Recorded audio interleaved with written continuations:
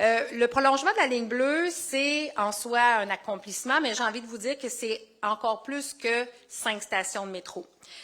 Parce que quand on sait que quand on fait du transport collectif structurant, intéressant, cohérent, rapide, accessible, mais c'est aussi du potentiel. Ça ouvre le potentiel pour du développement d'habitation, du développement économique. Ça ouvre la porte à créer des milieux de vie. Et ça, vous le savez, c'est vraiment une marque de commerce de notre administration, c'est de réfléchir en amont, de réfléchir à quelles sont les conditions gagnantes pour créer des milieux de vie intéressants pour que les Montréalais habitent Montréal tout au long de leur vie puis qu'ils restent à Montréal.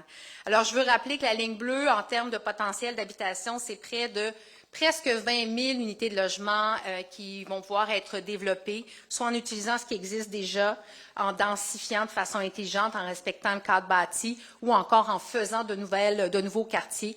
On peut penser au bout de la ligne, là, dans le coin d'Anjou, ou même ici, là, on se trouve dans ce centre commercial qui va être également transformé.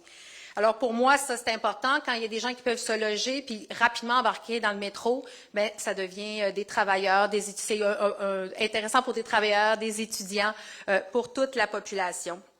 J'ai envie de vous dire que pour moi, c'est un projet, le projet de la ligne bleue qu'on annonce aujourd'hui, ou du moins sa continuation, bien, c'est une pierre trois coups.